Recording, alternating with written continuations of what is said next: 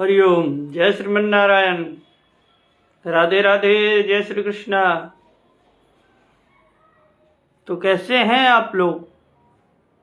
विश्वास है कि बहुत ही कुशल मंगल होंगे और उतने ही कुशल मंगल ढंग से आप सभी का दिन चल रहा होगा। पहले आप लोग जुड़ जाएं जल्दी जल्दी, फिर हम कथा में प्रवेश करेंगे।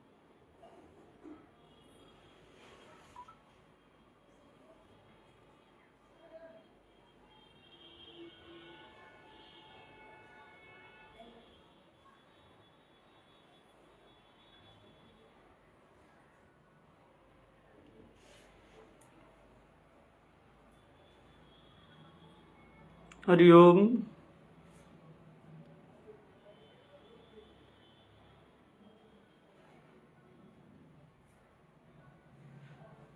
जय श्रीमन नारायण। राधे राधे। जय श्री कृष्णा। आइए हम लोग आज बिना विलंब किए हुए एक छोटे से प्रसंग में प्रवेश करेंगे। कथा मात्रैक जीवन, कथा के बिना आनंद ही नहीं आता है, इसीलिए किसी प्रकार से कथा होनी चाहिए। चलिए हम लोग कथा में प्रवेश करें। इससे पहले भगवान का, प्रभु का मंगलमय नाम हम लोग ध्यान करेंगे। हरि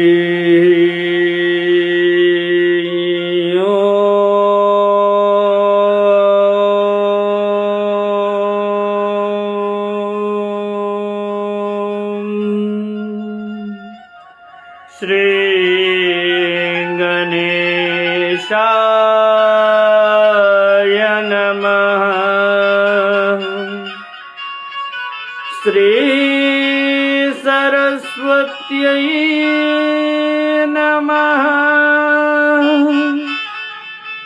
श्रीमते रामानुजाय नमः। अस्मद् गुरुभ्यो नमः। अस्मद् परम गुरुभ्यो नमः। अस्मद् सर्वगुरुभ्यो नमः। श्री राधा कृष्णाभ्यां नमः। येयं सदा परिभवग्नमभीष्टदोऽहम् तीर्थास्पदं शिवविरञ्चिनुतं शरण्यम् भृत्यार्तिहं व्रणतापालभवां दीपोतम् वन्दे महापुरुषते चरणारविन्दम्।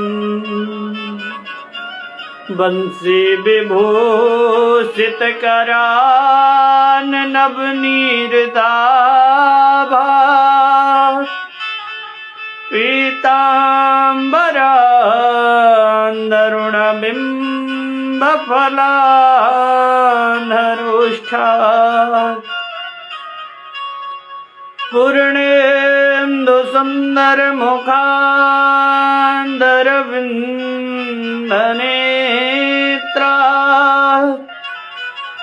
कृष्णात् परं किमपि तत्त्वमहं न जाने। नारायणं नमस्कृत्य नरं चैव नरोत्तमम् देवीं सरस्वतीं व्यासं ततो जयमुदीरये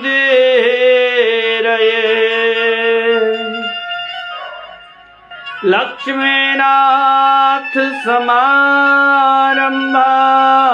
नाथयामुनमध्यमाम् अस्मदाचार्यपर्यन्ताम् वन्दे गुरु परम्पराम्।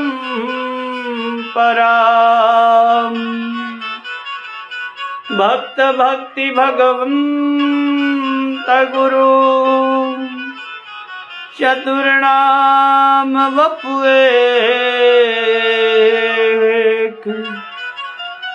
इनके पद वंदन किए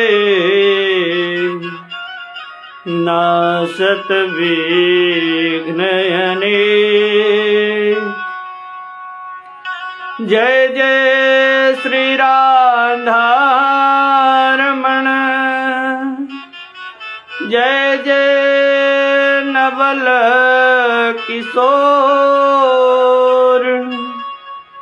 जय गोपी चित चोर प्रभु, जय जय माखन चोर। आए हो तो प्रेम से लो हरि का नाम, सब भक्तों को आदर्श की।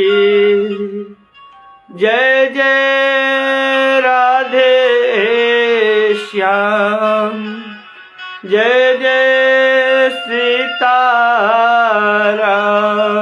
बोल भक्त वत्सल भगवान की जय। श्रीमद्भागवत महापुराण की जय।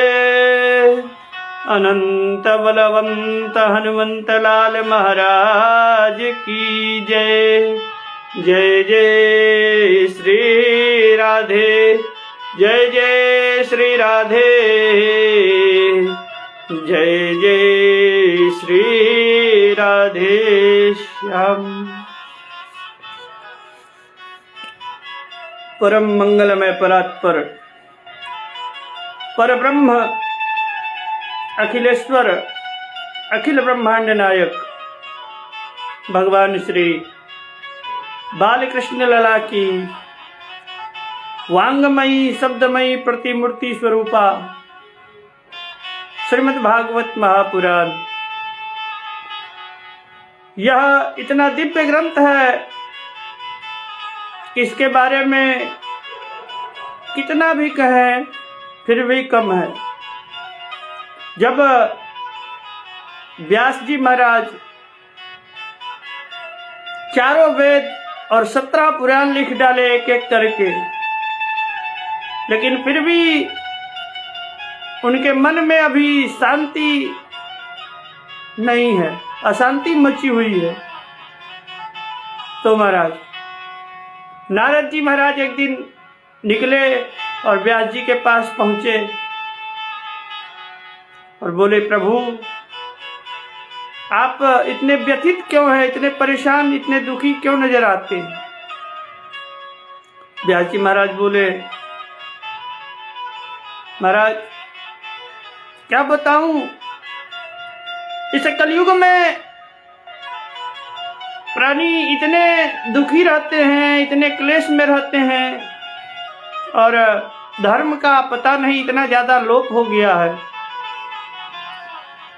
कि येन केन प्रकारेण मैंने 4 वेद और 17 पुराण लिख डाले, लेकिन फिर भी मेरे मन में अभी अशांति मची हुई है। क्योंकि कलयुग के प्राणी का जो है,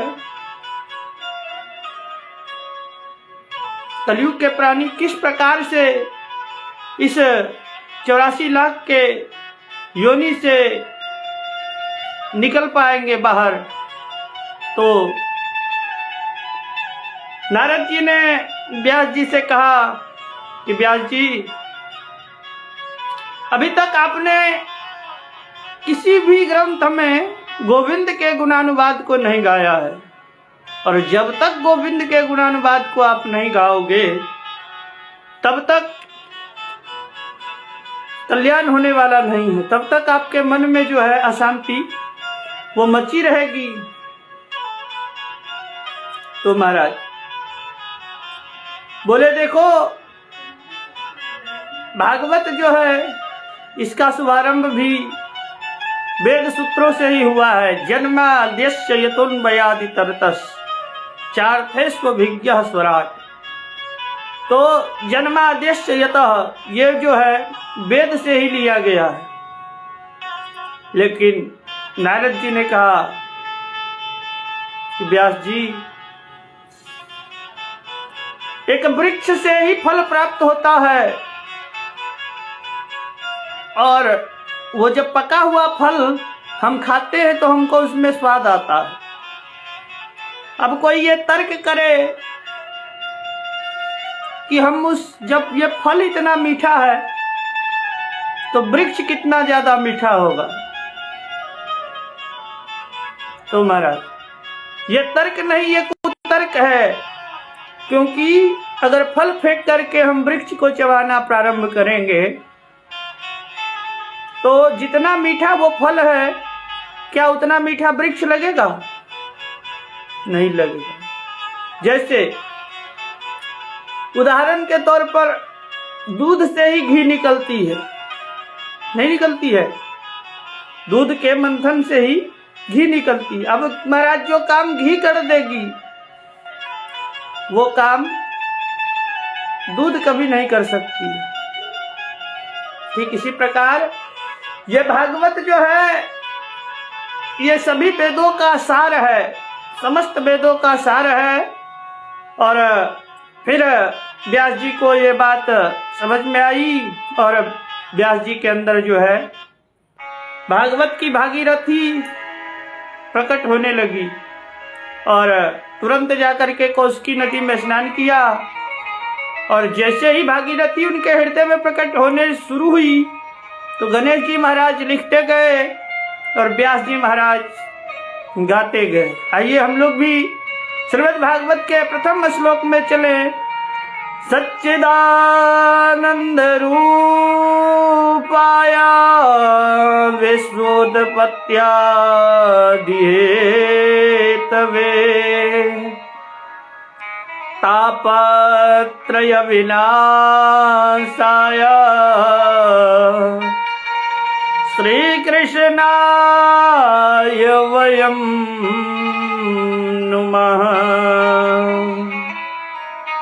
राधे राधे महाराज जी। तो महाराज सच्चिदानंद रूपाय, भगवान का स्वरूप कैसा है? सत चित आनंद है। सत जिसमें लेस मात्र भी असत्य नहीं है, जिसमें असत्य का लेस मात्र भी स्थान नहीं है। भगवान ऐसे सत्य हैं, परम सत्य हैं। चित, चित मतलब क्या होता है? ज्ञान। भगवान विशुद्ध ज्ञान कृत हैं, जिसमें अज्ञान का लेस मात्र भी कहीं स्थान नहीं है।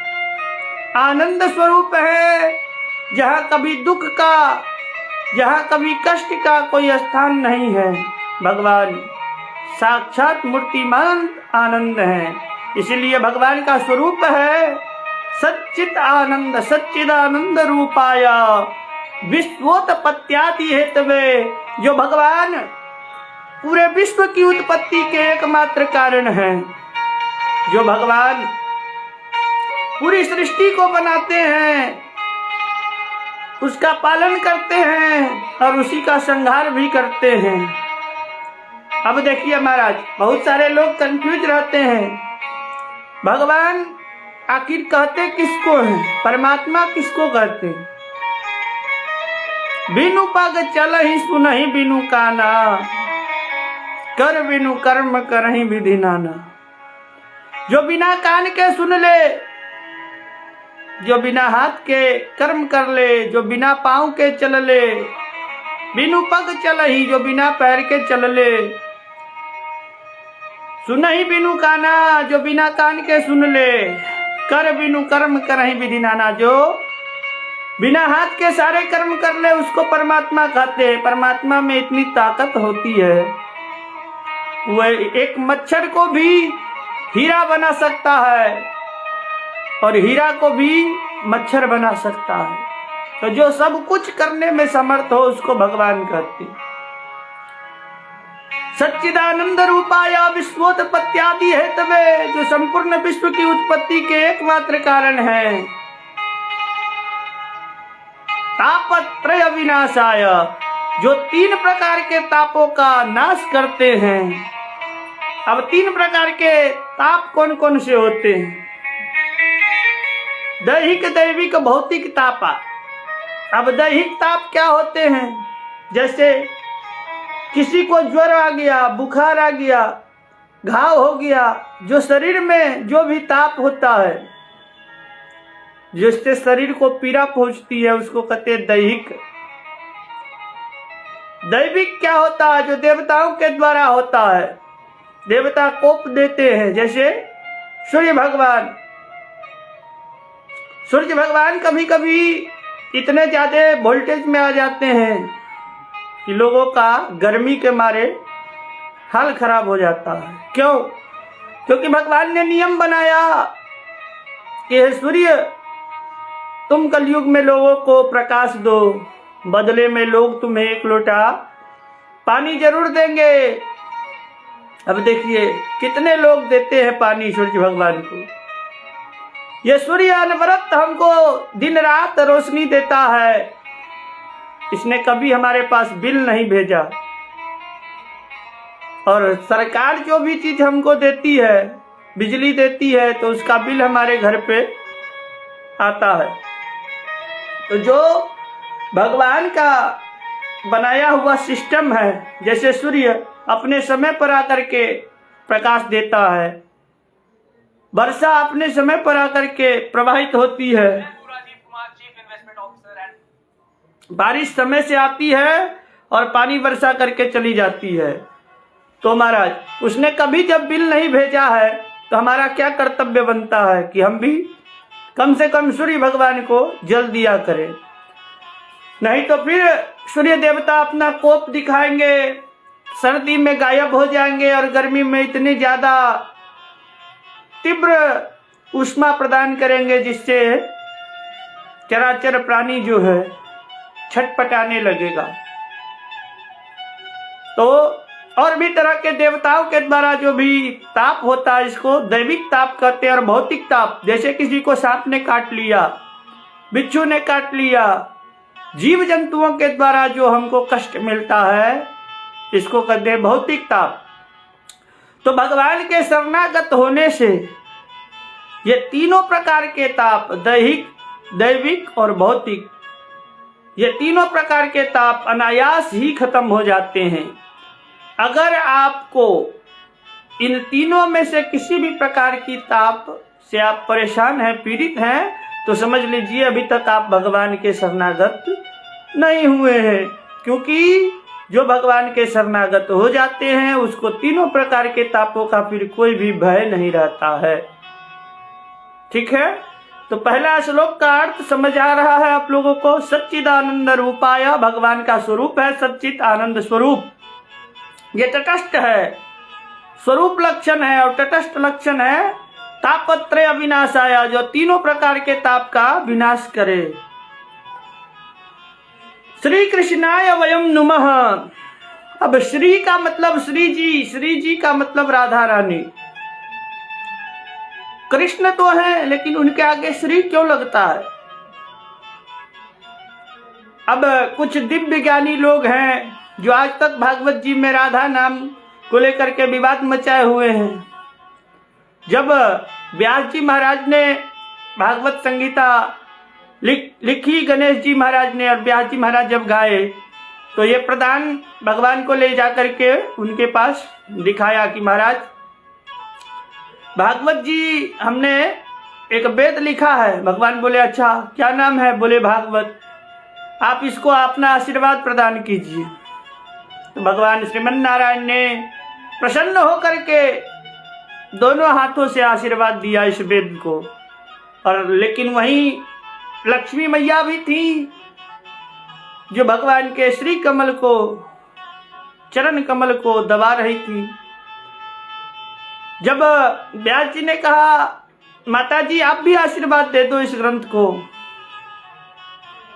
तो महाराज लक्ष्मी मैया ने कहा हम क्यों दे, ये हमारे मतलब की नहीं है, न इसमें हमारा कहीं भी नाम है और ना इससे हमको कोई लेना देना है। तो व्यास जी महाराज तुरंत बोले नहीं नहीं माता जी, इसमें आपका प्रथम स्थान है। उसी समय उन्होंने भागवत के आगे श्रीमद लगा दिया, जो हरेक अर्थ जो है श्लोक जितना है भागवत जी में 18,000 श्लोक हैं, और ये प्रत्येक श्लोक श्री कृष्ण है, साक्षात कृष्ण। और जितने श्लोक के अर्थ हैं ये साक्षात श्रीमती राधा रानी है। बोल राधा रानी सरकार की जय। तो महाराज इतना ये दिव्य विशाल ग्रंथ है कि जिसको सुनने मात्र से, सिर्फ श्रवण करने मात्र से हमारा 21 पीढ़ी तर जाता है। 21 पीढ़ी जो नरक में भी ये इनके न प्रकारे नगर चले गए होंगे, और अगर उनके नाम का हम नियम के साथ भागवत जी का पोथी पाठ और श्रीमद् भागवत सप्ताह ज्ञान यज्ञ उनके नाम का अगर हम करा दें, तो वो अगर नरक में भी होंगे तो उनकी सदगति हो जाएगी। जब धुंधकारी जैसे महापापी का कल्याण कर सकती है भागवत, तो क्या वो हमारा कल्याण नहीं करेगी? बिल्कुल करेगी। धुंधकारी जैसा प्रेत जब इस कथा को सुन करके अपने पीड़ा को नाश किया और साक्षात भगवान के पार्षदों ने उनको हाथ पकड़ करके वैकुंठ धाम ले गए। यह दृश्य ब्रह्मा जी ने भी साक्षात देखा था। जब परीक्षित को श्राप लगा था कि 7 दिन में तुमको तक्षक नाग डसेगा और तुम मरोगे, तो उन्हीं को सुनाने के लिए जो है सुखदेव जी महाराज बैठे हुए थे। उसी समय देवता लोग अमृत का कलश लेकर के वहां पे आ गए और बोले कि गुरु जी प्रणाम। बोले आओ आओ देवताओं, कहो कैसे आना हुआ। देवताओं ने कहा महाराज हमने सुना है कि परीक्षित मरने वाले हैं, परीक्षित को श्राप लगा है, तो परीक्षित जी के लिए ही हमने ये अमृत का कलश लेकर के आपके पास आए हैं, और हम ये चाहते हैं कि आप ये जो अमृत है ये आप परीक्षित जी को पिला दें, तो जो इनकी मरने की समस्या है वो हल हो जाए। लेकिन बदले में हमको ये जो कथा अमृत आप इनको पिला रहे हैं ये आप हमको प्रदान कीजिए। एवं विनिमय जाते, अब विनिमय शुरू हो गया, क्रय विक्रय। देखिए कथा जीवन की व्यथा को मिटाने वाली है, और कथा को कोई व्यक्ति खरीद नहीं सकता है।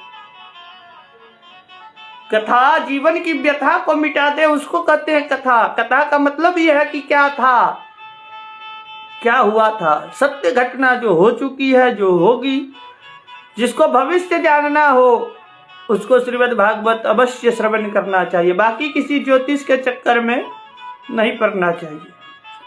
उसको हमेशा श्रीमद् भागवत जी श्रवण करनी चाहिए।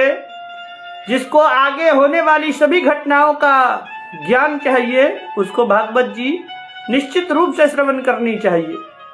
अब देखिए कारण क्या है कि बार बार हम अपने कथाओं में बताते हैं और सबको बताते हैं, हमको कुछ लेना देना नहीं है, किसी से, हम कोई चार्ज नहीं लेते हैं।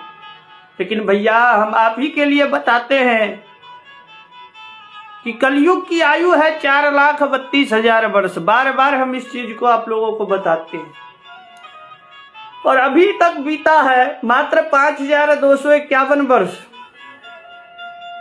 और इतने दिन की जो श्रृंखला है, वही है सोई जो राम रचि राखा। ये भगवान ने लिख दिया है तो होगा ही। जिसके भाग्य में जो लिख देते हैं भगवान वो होता है। हर चीज की एक आयु होती है। इसी प्रकार इस युग की भी एक आयु है जो सुनिश्चित की है भगवान, 4,32,000 वर्ष।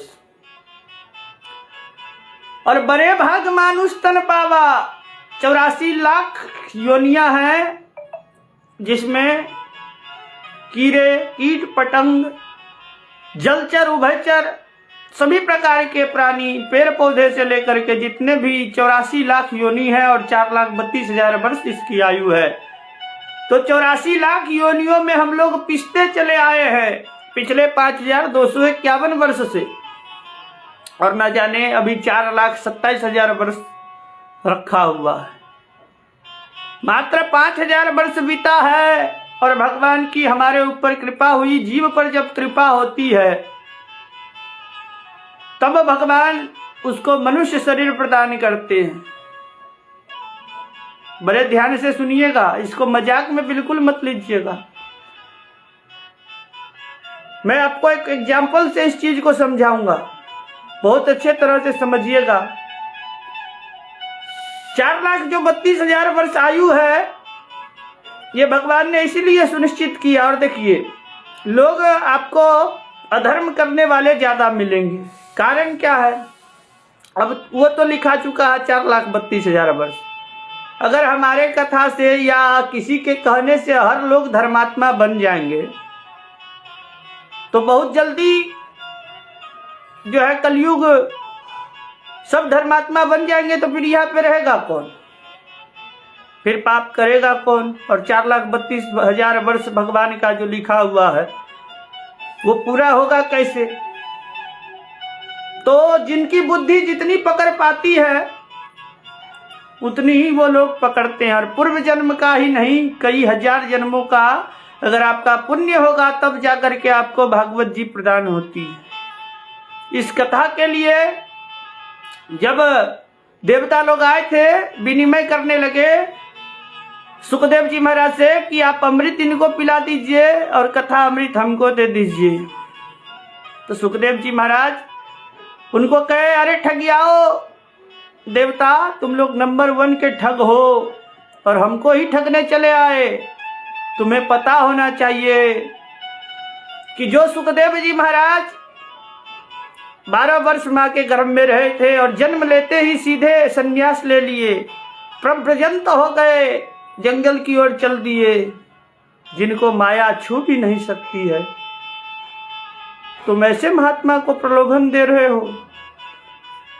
अच्छा, ये वस्तु ले लो और ये वस्तु हमको दे दो। ये विनिमय कब होता है? जब वस्तु बराबर मूल्य की हो, तब आदान प्रदान हो जाती है। अब कोई चॉकलेट दे करके आपसे आपकी बाइक मांगे तो आप देंगे? एक छोटा सा उदाहरण हम आपको बताते हैं। साइकिल दे के ही आपसे आपकी बाइक मांगे तो भी आप उसको प्रदान नहीं करेंगे, क्योंकि उसका मूल्य बराबर नहीं है।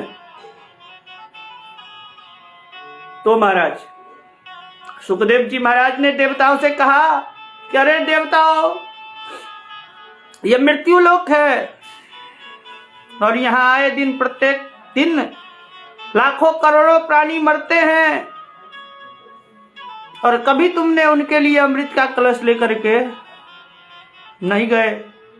आज ऐसा क्या हुआ जो तुम लोग अमृत का कलश लेकर के चले आए? भाग जाओ यहां से। अभक्ता को, अभक्त जो होते हैं उसको कथा प्रदान नहीं करनी चाहिए। कथा के जो पात्र होते हैं उन्हीं को कथा देनी चाहिए। तो सुखदेव जी महाराज फटकार करके भगाए कि तुम कांच का टुकड़ा दे करके हमसे करोड़ों की मनी मांग रहे हो, ये सरासर ठग विद्या है, भाग जाओ, नहीं तो हम श्राप दे देंगे। अब सारे देवता भागे भागे ब्रह्मा जी के पास गए और शिकायत करने लगे, ब्रह्मा जी देखो वो बाबा बैरागी परीक्षित को तो फ्री में कथा सुना रहे हैं और हम लोग अमृत का कलश लेकर के गए थे कथा सुनने, कोई फ्री का नहीं गए थे, लेकिन हमको मार करके भगाया वहां से फटकार करके, बहुत बेइज्जती हुई महाराज। आज हम ये जानना चाहते हैं कि आखिर इस भागवत में ऐसा क्या है, आखिर इस भागवत में ऐसा क्या है जिसने हमारे अमृत के कलश को फेल कर दिया। ब्रह्मा जी भी आश्चर्य में बोले, अच्छा रुको, पहले इस 7 दिन का परिणाम देखते हैं। जैसे ही कथा का शुभारंभ हुआ, 7 दिन बीते और परीक्षित को परम धाम की प्राप्ति हुई, तो यह दृश्य सभी देवताओं के साथ ब्रह्मा जी ने साक्षात देखा और फिर ब्रह्मा जी भी विस्मित हो गए, आश्चर्य का उनको ठिकाना नहीं रहा कि महाराज इतने आखिर क्या है इस भागवत में। ब्रह्मा जी ने भी कहा चलो तुलनात्मक अध्ययन करते हैं। तो सत्यलोके तुलाम बद्ध्वा, सत्यलोक में ब्रह्मा जी ने तराजू मंगवाई और उस तराजू के एक पल्ले पर श्रीमद् भागवत महापुराण और दूसरे पल्ले पर धर्मशास्त्र के जितने तमाम ग्रंथ वेद हैं सभी को एक के ऊपर एक करके रखा। लेकिन होता क्या है, लघु लप्यानी, सारे धर्मशास्त्र के पल्ले भागवत जी की गरिमा के सामने हल्के पड़ गए, वजन का तुलना नहीं हुआ। देखिए वेद में बहुत बात ऐसा होता है जिसको तर्क बुद्धि से समझा जाता है, जिसके पास बुद्धि होती है उसको समझा जाता है उस ढंग से, नहीं तो लोग अनर्थ अर्थ का अनर्थ करते हैं। जैसे एक विद्यालय में बहुत सारे स्टूडेंट रहते थे, तो उस गुरुजी के यहाँ नियम था कि हमारे यहाँ कोई भी नशा पानी नहीं करेगा। अब उसमें से एक विद्यार्थी को नशा करने की आदत थी, तो वो चुपके चुपके चोरी चोरी बीड़ी पीता था, सिगरेट। तो धीरे धीरे कानाफूसी करते हुए एक दिन गुरुजी को पता चली। गुरुजी उसको बुलाए, बोले क्यों रे, काहे पीते हो बीड़ी। गुरुजी बोले सरकार बहुत कोशिश करता हूं मैं भी इस बीड़ी को छोड़ने की, लेकिन छूटती नहीं है। तो सारे स्टूडेंट को गुरुदेव कहे तुम लोग बाहर जाओ, और उसको अकेले में बैठा करके समझाया, देखो ये बहुत बुरी बात है, मैं चाहूं तो तुमको दंड दे सकता हूं। उसने कहा सरकार मैं स्वयं छोड़ना चाहता हूं। अब गुरुजी ने सोचा अगर इसको मैंने भगा दिया तो फिर इसका कल्याण नहीं हो पाएगा, तो क्यों ना इसको कुछ दूसरा तरीका से समझाया जाए। हो सकता है अगर मैंने इसको भगा दिया तो और ज्यादा पीना प्रारंभ कर दे। तो गुरुजी ने उसको समझाया कि देखो अगर तेरी बहुत ज्यादा ही इच्छा होती है तो चलो 1 दिन का तुमको छूट है, सप्ताह में 1 दिन तुम बीड़ी पी लिया करो, धीरे धीरे तुम्हारा आदत कंट्रोल हो जाएगा। विनिमय हो गया आपस में गुरुजी और शिष्य के पास। पहले तो अब जैसे ही अगला रविवार आया, पहले तो छुप छुप करके पिया करता था, अब सरेआम पीना शुरू कर दिया। तो रविवार को गुरुदेव कहीं बाहर चले गए थे, विद्यार्थी लोग उसको देखे कि अरे राम राम, ये बीड़ी पी रहा है और सरेआम पी रहा है। तो महाराज उसने कहा कि हाँ हाँ मैं डरता किसी से थोड़े हूं, मैं पी रहा हूं, गुरुजी ने ही कहा है पीने के लिए। कहा अच्छा गुरुजी ने कहा है? कहा जी बिल्कुल। उसके बाद सारे लोग भी पीना प्रारंभ कर दिए। तो कहने का मतलब यह है कि गुरुजी ने उसको एक दिन की छूट इसलिए दी थी कि तुम डायरेक्ट अगर बीड़ी नहीं छोड़ सकते हो तो सप्ताह में एक दिन तुम पी लिया करो। इससे तुम्हारा आदत धीरे धीरे नियंत्रित हो जाएगा और एक दिन तुम इसको छोड़ दोगे। लेकिन वो उसमें अपना टैग लगा करके कहता है कि आज के दिन बीड़ी पीने का बड़ा महत्व है। शास्त्र ने एक चीज बताई है, किसी को 3 बार समझाओ उसके बाद छोड़ दो। कोई व्यक्ति 1 बार में नहीं समझे 2 बार समझाओ, 2 बार में नहीं समझे 3रा बार समझाओ, और 3रे बार में भी अगर नहीं समझे तो उसको एक लाइन में कह दो कि अब हुई है सोई जो राम रचि राखा, को करी तर्क बढ़ावे शाखा। फिर उससे बात मत करो, अब उसको छोड़ दो उसके भाग्य पर। तो महाराज इसी प्रकार देखिए, आज हम एक इम्पोर्टेंट प्रसंग लेकर के बैठे थे, लेकिन थोड़ा सा भागवत जी के विषय में आप लोगों को बताना जरूरी था। ये जो कलयुग है ये बहुत ही सुंदर युग है। लोग इसको बुरा मानते हैं, लेकिन भैया अगर सच में आपकी बुद्धि काम कर रही है तो आप ये बताओ कि हजारों वर्ष तक आपको भूखे प्यासे शरीर में दीमक लग जाए और फिर भी भगवान आपको नहीं मिले, तो क्या इतना आपके पास बर्दाश्त करने की क्षमता है? अरे महाराज 10 दिन पूजा करेंगे, 11वें दिन भगवान को ही गाली देंगे कि 10 दिन पूजा किया कुछ नहीं हुआ। कहां से होगा? भाव बिन मिले नहीं भगवान। भाव के बिना आपको मार्केट में सब्जी नहीं मिलेगी। आप किसी भी दुकान में चले जाएं, कोई भी सामान लेने के लिए पूछेंगे भैया क्या भाव है, क्या रेट है इसका। तो भाव के बिना जब मार्केट में सब्जी नहीं मिलेगी तो भगवान कहां से मिलेंगे? भगवान भाव के विषय हैं, समझ रहे हैं? तो भगवान को पाने के लिए भाव की बहुत आवश्यकता होती है।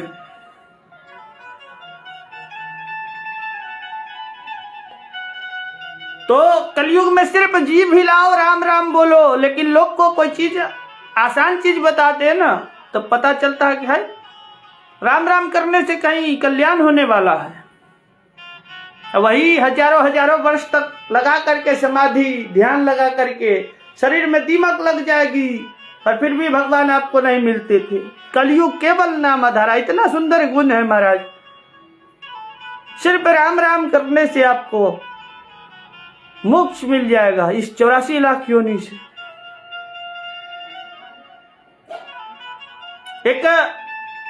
इसको एक एग्जाम्पल के साथ हम लोग समझ सकते हैं।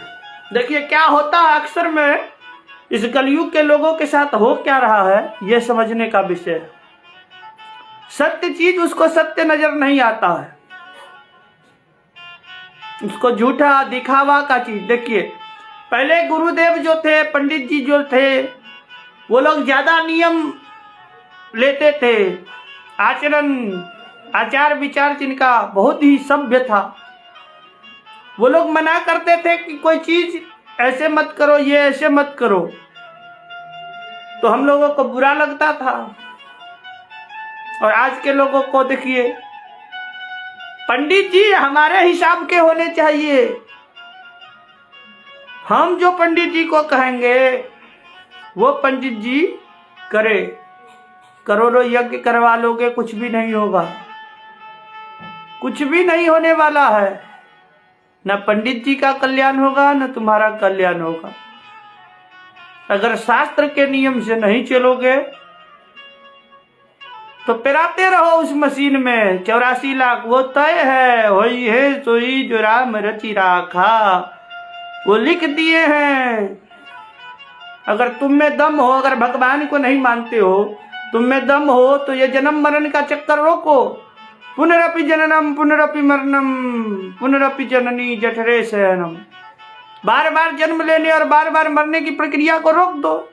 हम मान जाए, हम तुमको प्रणाम करना प्रारंभ कर दे, तुमको पूजना प्रारंभ कर दे। कुछ ऐसा करो पता चले भगवान किसको कहते हैं।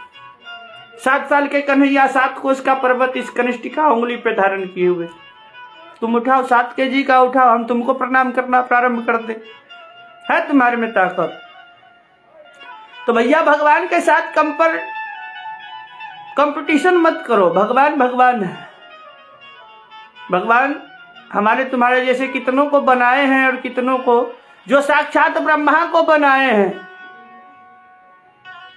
भगवान नारायण के अलावा इस दुनिया में न कोई था, न कोई है, न कोई हो सकता है। एको अहम द्वितीयो नास्ति, न भूतो न भविष्यति, सर्वम विष्णुमयम जगत। अनेकों प्रमाण है शास्त्रों में। भगवान नारायण की नाभि से एक कमल उत्पन्न होता है।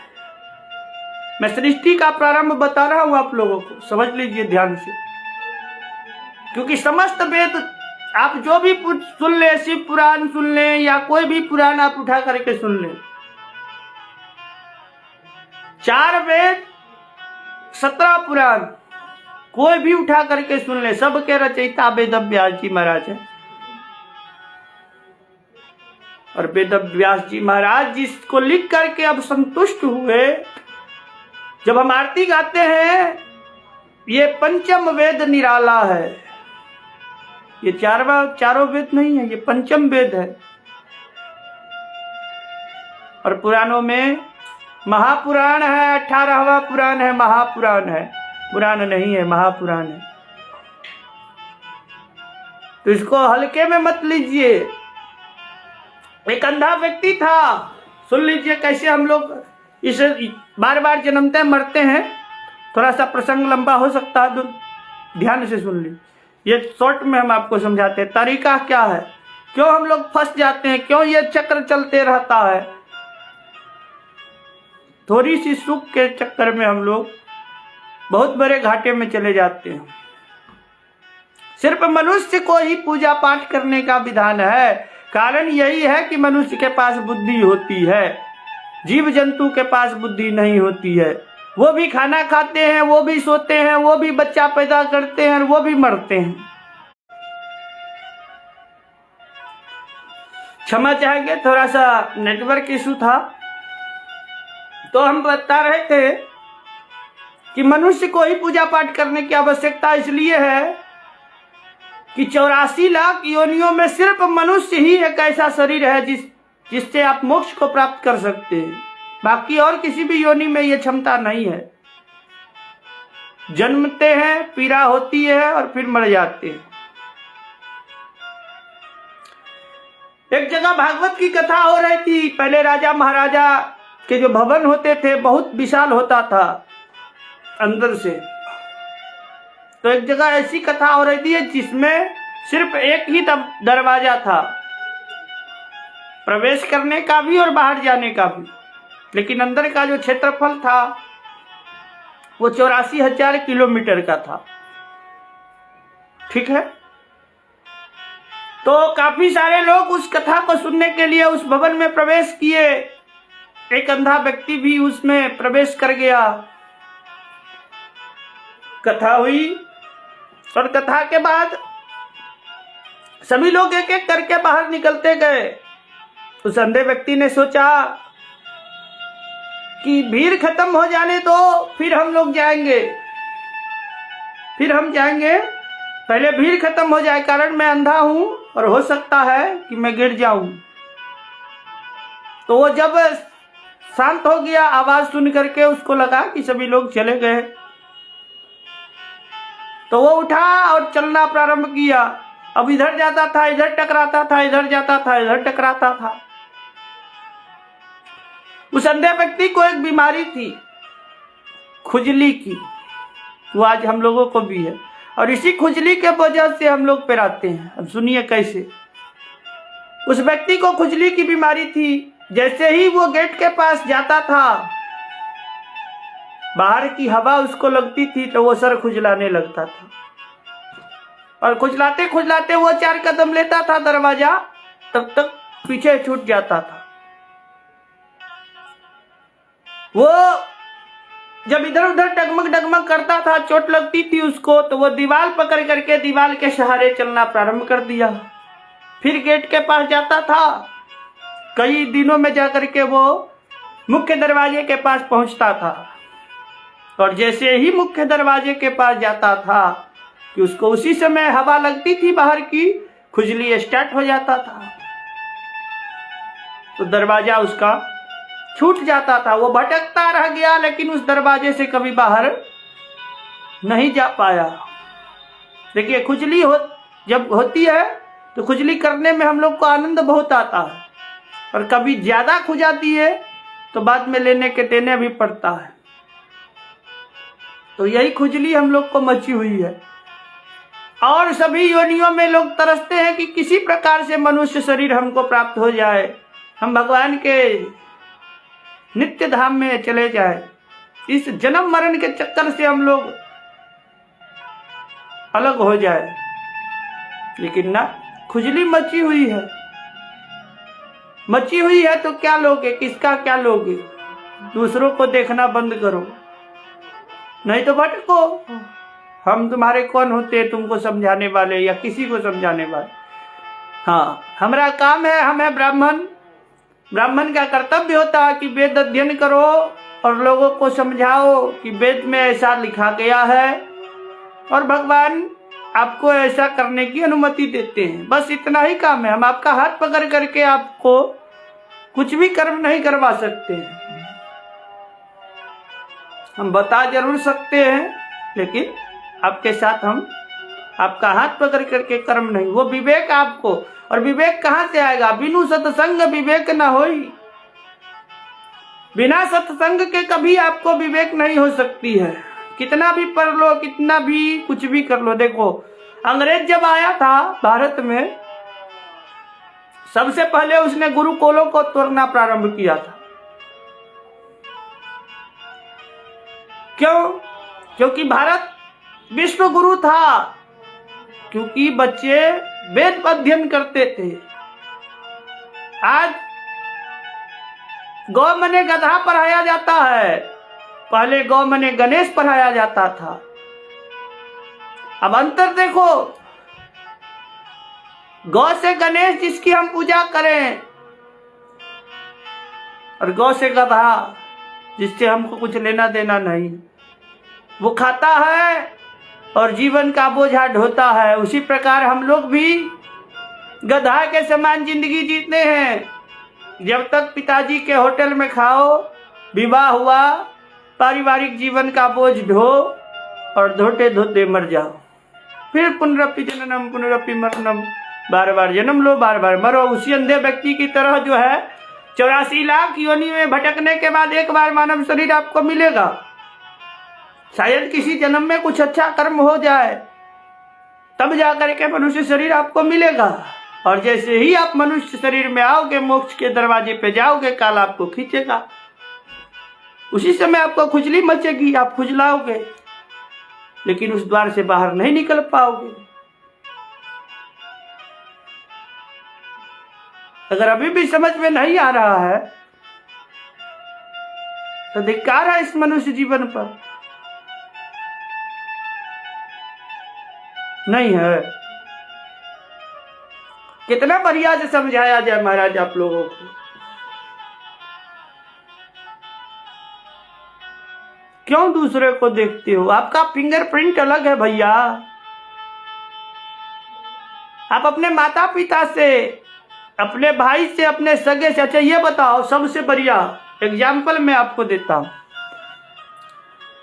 दुनिया में जो आपसे सबसे ज्यादा प्रेम करता है, जो एनीबडी, कोई भी,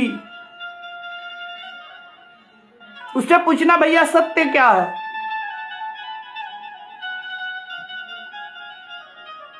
किसी से भी पूछना, जो लगता है जैसे माता पिता आपको ज्यादा प्यार करते हैं या कोई भी आपसे ज्यादा प्यार करता है, उससे पूछो कि भैया जीवन में सत्य क्या है।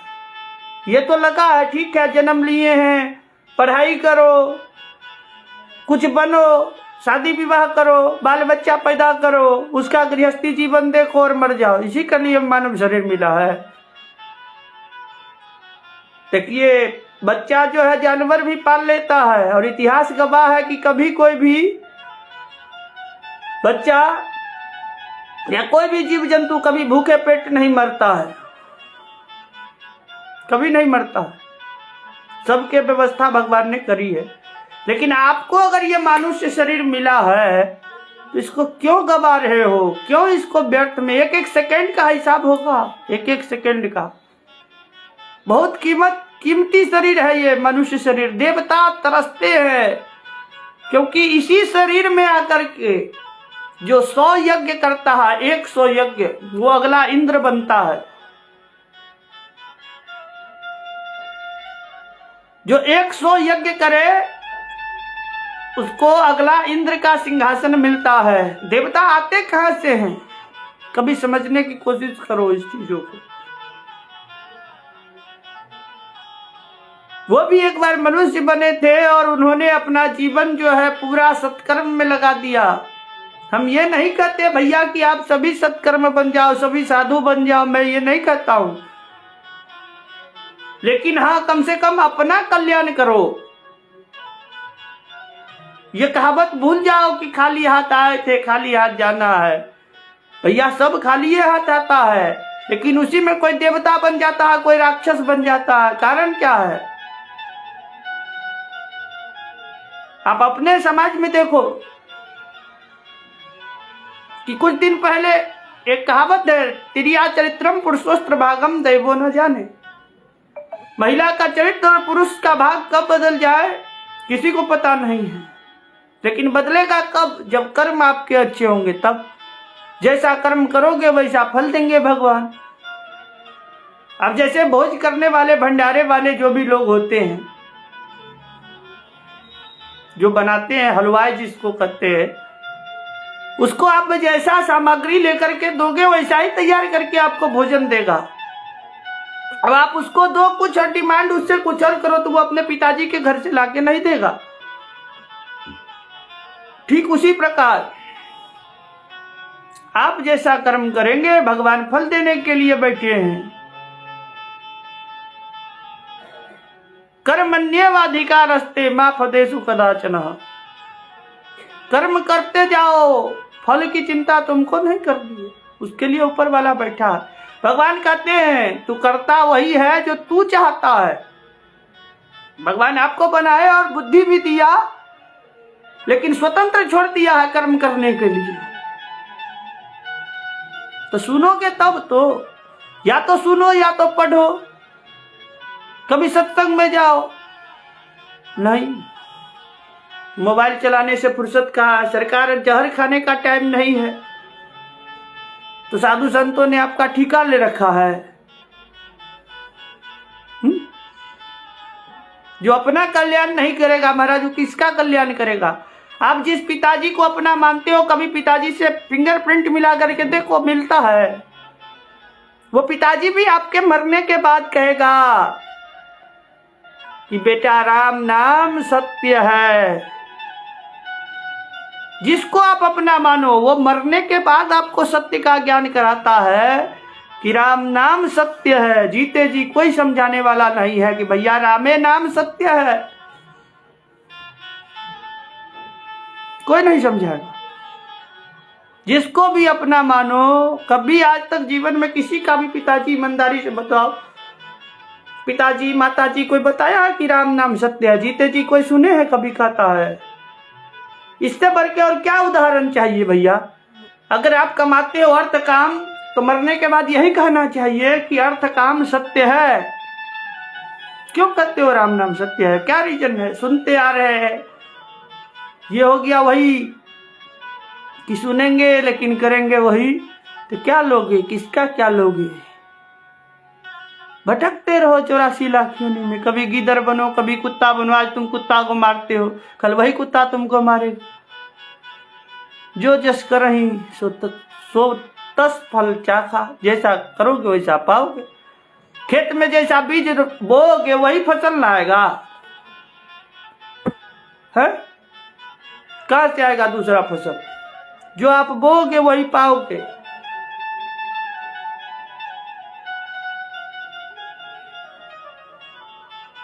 तो महाराज एक साधु ही ऐसा होता है जो आपको ये बताएगा, ये सत्य का ज्ञान कराएगा कि राम नाम सत्य है। जीते जी इस चीज को समझ लो। मरने के बाद ये सुनने से जिसको सुनाया जाता है वो तो बेचारा मर करके चला जाता है। जीते जी तो उसको कोई नहीं समझाया कि भैया राम नाम सत्य है। जीते जी उसको कहे कि अर्थे काम सत्य है, किसी भी प्रकार से कमाओ, अर्थ कमाओ, पैसा जरूरी है, पैसा पैसा रोटी, पैसा दाल, सब कुछ पैसा। तो फिर मरते समय क्यों नहीं कहते हैं कि अर्थ काम सत्य है? मरते समय ये क्यों सुनने को मिलता है कि राम नाम सत्य है? अब कुछ को समझाते हैं तो लोग कहता है हमारे बाप दादा ऐसे करते आए हैं इसलिए हम भी ऐसे करते आए। तो फिर जो आतंकवादी होगा उसका बेटा कहेगा कि हमारा बाप दादा आतंकवादी था, मैं भी आतंकवादी ही हूँगा। चोर का बेटा चोरे बनेगा। ऐसा होता है। सब अपना अपना भाग्य लेकर के पैदा होता है। सबका फिंगरप्रिंट अलग है। बस इसी से समझ जाओ कि तुम स्पेशल हो। भगवान ने तुमको स्पेशल बनाया है अपने अंदर। अच्छा ये सोचो जो आज हम बोल रहे हैं ये कौन बोल रहा? अंदर से ऐसा क्या है? ये तो शरीर सबके पास है। ये बोलता कौन है अंदर से? कुछ तो ऐसा मेमोरी है, कुछ तो ऐसा है अंदर, सुपर पावर।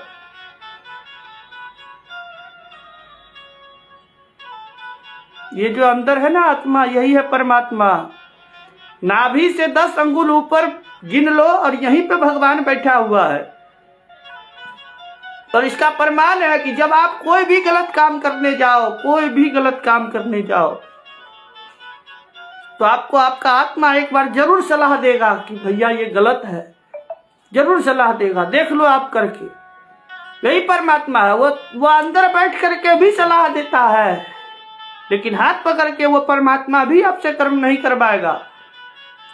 उसने आपको आजाद छोड़ा है कि भागवत भी होती है, हॉर्न भी लगाया जाता है, साउंड कान में आवाज आता है, लेकिन हम लोग सुनने नहीं जाते हैं।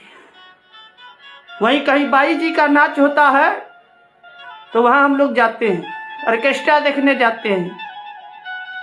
क्या मिलेगा वहां जाने से? शराब पियोगे, देखोगे, डांस करोगे, बात खत्म। किस चीज के लिए परेशान हो? क्या रहता है? मूत्र मार्ग है, मूत्र मार्ग, मलद्वार है। किस चीज के लिए परेशान हो? शर्म आनी चाहिए।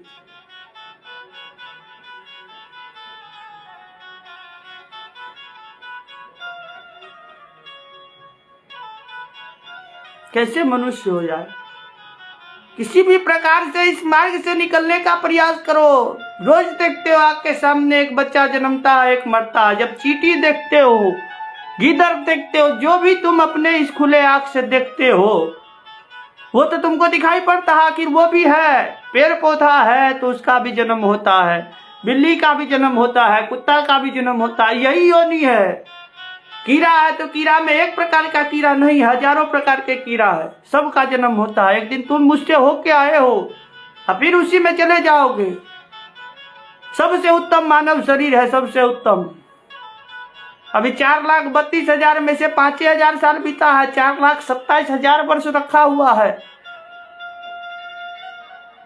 सुधर जाओ, सुधर जाओ, भगवान को प्राप्त करो, भगवान के चरण में नतमस्तक हो जाओ। और जिस दिन तुम कह दोगे कि आज से मैं तेरा और तू मेरा, देखो उस दिन के बाद आपका दुनिया में सब, हाँ ये लक्षण होगा। जब आप भगवान की तरफ अग्रसर होगे, भगवान की तरफ, सबसे पहले आपके रिश्तेदारी खत्म हो जाएगी। नियम होता भगवान का भक्त बनने का, ये सबसे बड़ा नियम हम आपको बताते हैं। जब आपको भगवान से, देखो विश्वास नहीं है भगवान के ऊपर, इसीलिए भक्ति टूट जाती है। सब्र नहीं है हम लोगों के पास कलयुग में। कैसे लोग और युगों में दीमक लग जाता था, शरीर में कीड़ा लग जाता था, बर्फ में गर्मी बरसात धूप सब सहन करते थे लोग, लेकिन विश्वास था कि भगवान एक दिन हमको मिलेंगे, और इसी विश्वास पे शरीर में दीमक लग जाता था, लेकिन फिर भी वो अपना ध्यान नहीं तोड़ते थे। और कलयुग इतना आसान है, सिर्फ राम राम करो, जीव हिलाओ, किसी भी देवी देवता जो आपको पसंद हो भैया नाम लो, नाम जप करो। कलयुग केवल नाम आधारा। ये गुटखा खाने से, ये सिगरेट पीने से, ये शराब पीने से सुबह पियो शाम में उतर जाएगी, क्या फायदा? हजारों हजार रुपए बर्बाद कर दोगे। चढ़े रहे पूरे जीवन भर ऐसा नशा करो, एक बार पियो तो फिर उसको कभी भूलो मत। डूबो, कभी जाओ वृंदावन जाओ, कभी भगवान के शरण में जाओ, कभी सर झुकाओ, क्योंकि वो परमात्मा है। वो मच्छर को हीरा बना सकता है और हीरा को मच्छर बना सकता, सेकंड में उनका हिसाब किताब हो जाता। और तुमको विश्वास नहीं है, तुम छोड़ दो कि अब सौंप दिया इस जीवन का, सब भार तुम्हारे हाथों में है, जीत तुम्हारे हाथों में है, हार तुम्हारे हाथों में। उसी दिन से बदलाव हो जाएगा। विश्वास तो करो, जिसने ये पूरा सिस्टम बनाया है। मैं बता रहा था कि भगवान श्रीमन नारायण के नाभि से कमल उत्पन्न होता है और उस कमल से ब्रह्मा जी का प्राकट्य होता है। सुन लीजिए, प्रमाण के साथ, वेद प्रमाण के साथ हम बता रहे हैं। भागवत जी में जो समस्त वेदों समस्त धर्म ग्रंथों का सार है, वही फल है, मीठा फल, जो पकाया हुआ फल है, वो डायरेक्ट भूमि पे नहीं आया है। वो फल भगवान श्रीमन नारायण से ब्रह्मा जी को, ब्रह्मा जी से सनकादिक को, सनकादिक से होते होते होते सुखदेव जी तक आया है, प्रॉपर बना हुआ। ये फल डायरेक्ट नीचे नहीं आया है, हर एक डाली पत्ती से सींचते हुए आया है, व्यास जी से, व्यास जी से सुखदेव जी को।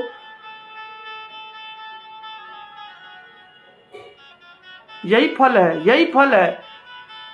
तो श्रीमन नारायण के नाभि से कमल उत्पन्न होता है, उस कमल से ब्रह्मा जी का प्राकट्य होता है। और जब दुनिया में कुछ नहीं था, सर्वत्र जल था और सिर्फ ब्रह्मा जी आए, तो उन्होंने पहला प्रश्न किया, को अहम, मैं कौन हूं?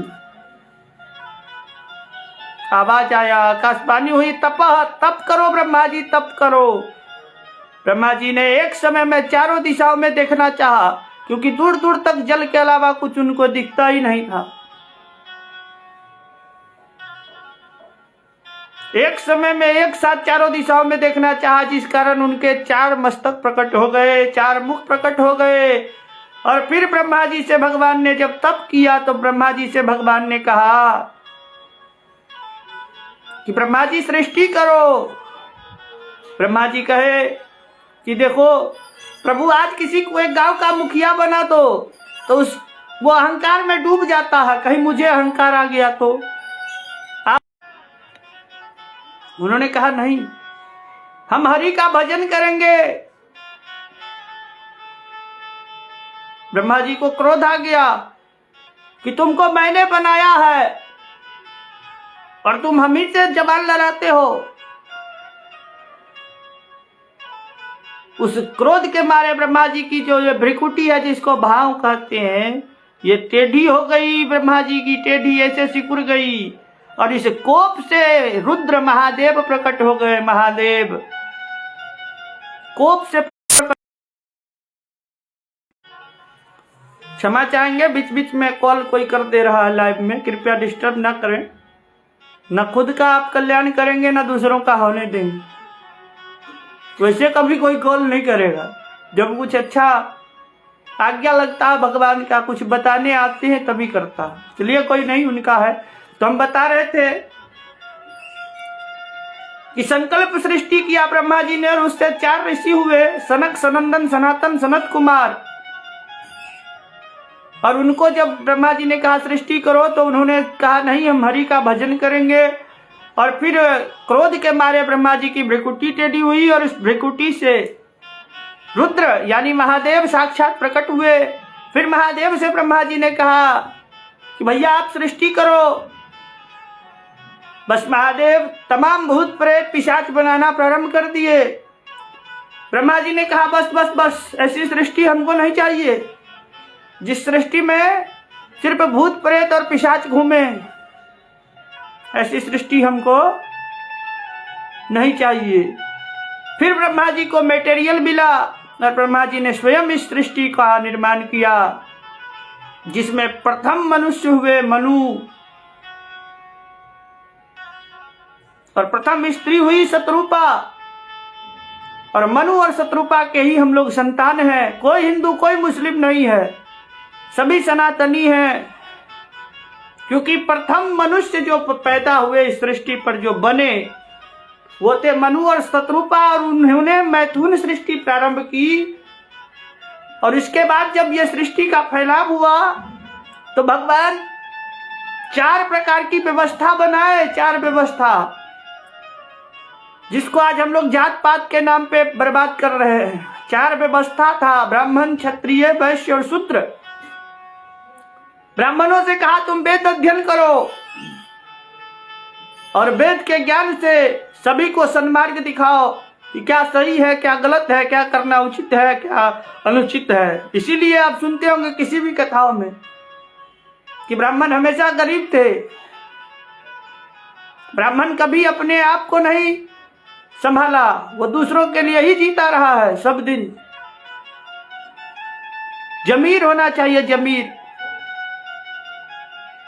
क्षत्रिय से कहा कि तुम अपने बाहुबल से ब्राह्मणों की रक्षा करो, देश की रक्षा करो।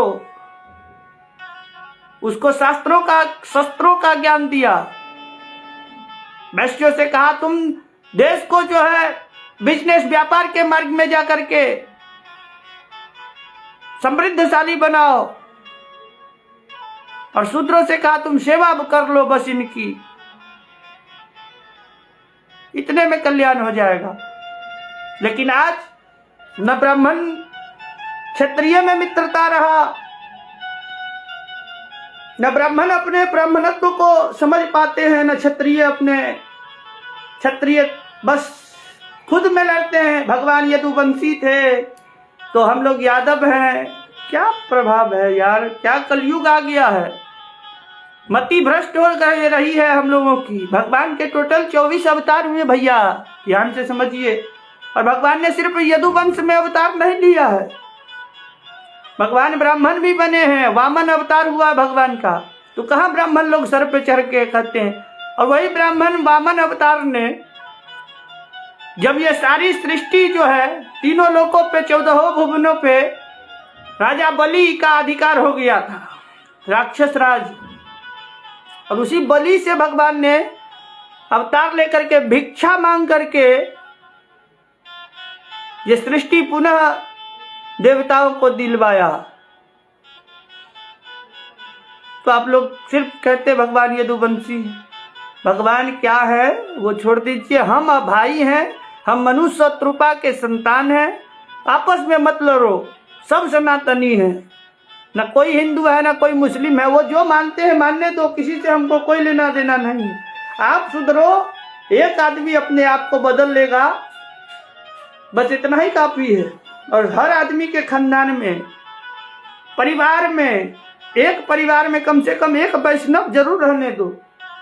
वो एक वैष्णव अगर आपके परिवार में रहेगा तो कभी अकाल मृत्यु आपके परिवार में नहीं होगी, कभी नहीं होगी।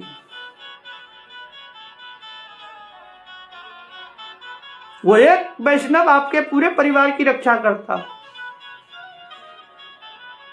अगर मांस खाने से ज्यादा बल आता तो राक्षस ही विजयी होते। हनुमान जी महाराज को देख लो, सबसे बड़े बॉडी बिल्डर है कोई उनसे ज्यादा बॉडी बिल्डर, जो भगवान को ही अपने कंधे पर उठा करके समस्त सृष्टि में घूमते हैं।